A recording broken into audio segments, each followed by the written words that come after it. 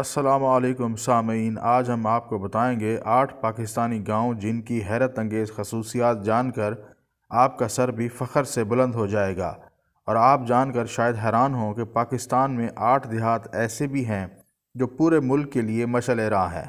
آئیے آپ کو ان دیہات سے متعارف کروائیں۔ نمبر 1، رسول پور مثالی گاؤں۔ رسول پور کی آبادی 2000 ہے اور یہاں تعلیم کی شرح 100%، جبکہ جرائم کی شرح 0 ہے۔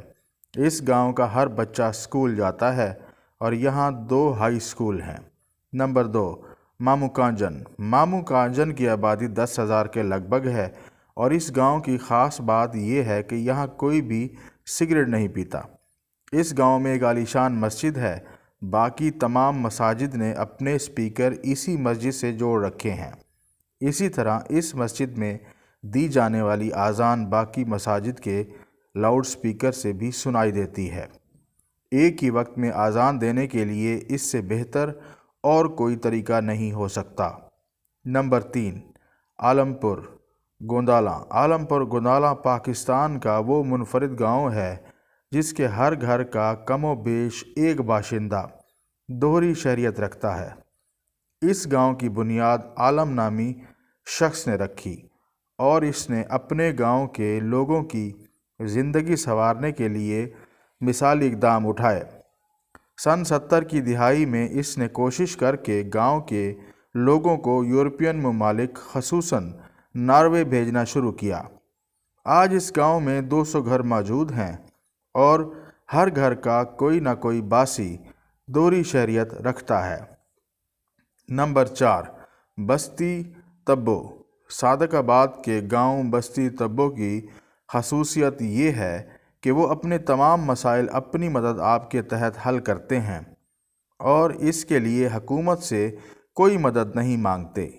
گاؤں کا زیر زمین سیوریج سسٹم بہت منفرد ہے۔ دیہاتی جو پانی استعمال کرتے ہیں سیوریج کے ذریعے اسے کھیتوں تک پہنچا دیا گیا ہے، جس سے زراعت کو بے حد ترقی مل رہی ہے۔ یہاں 16 سے 49 سال تک کے لوگوں کو ماحولیات اور ڈیری فارمنگ کے حوالے سے خصوصی تعلیم دی جاتی ہے۔ نمبر 5، فتو دیدو گاؤں۔ فتو دیدو سندھ کے شہر بدین میں واقع ہے، جسے دیگر دیہاتوں کی طرح حکومت کی طرف سے نظر انداز کر دیا گیا، لیکن اس گاؤں کے باسیوں نے اپنی قسمت کے فیصلے اپنے ہاتھوں میں لے لیے۔ اس گاؤں میں آپ کو کوئی بھی کچی سڑک نظر نہیں آئے گی۔ لوگوں نے اپنی مدد آپ کے تحت زیر زمین سیوریج سسٹم بھی بنا لیا ہے۔ اس گاؤں کی ایک کمیٹی ہے۔ گاؤں کا ہر معاملہ اس کمیٹی میں اٹھایا جاتا ہے۔ یہاں جو بھی سڑک پر کوڑا کرکٹ پھینکتا پایا جائے اسے کمیٹی کے حوالے کیا جاتا ہے، جو اسے جرمانہ کرتی ہے۔ یہاں کا ہر گھر اپنے گاؤں کو صاف رکھنے کے لیے کچھ رقم کمیٹی کو دیتا ہے۔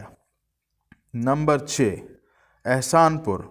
مظفر گڑھ کے قریب واقع گاؤں احسان پور 166 گھروں پر مشتمل آبادی ہے اور مکمل طور پر سولر انرجی پر انحصار کرتی ہے۔ اس گاؤں میں بجلی نہیں تھی اور کبھی حکومت نے اس طرف توجہ بھی نہیں دی۔ اہل دیہات نے 20 ایکڑ پر اپنا ایک سولر پاور پلانٹ لگا لیا۔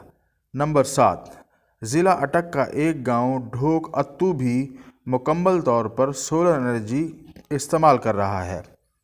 ضلع 8، تحصیل کھاریا کے دیہات پاکستان بھر میں امیر ترین دیہات ہیں۔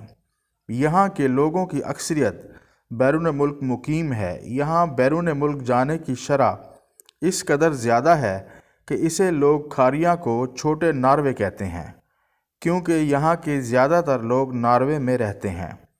خیبر پختونخوا کے دیہات جب کبھی آپ اپنے روزمرہ معاملات سے اکتا جائیں تو شمالی لہجات کا رخ کیجیے، آپ کو یہاں فطرت کے حسین نظارے دیکھنے کو ملیں گے۔ حضرت انسان کی ریشہ دانیوں سے پاک خیبر پختونخوا کے دیہات آج بھی کلی طور پر اپنی فطری حالت پر برقرار ہیں۔ شکریہ۔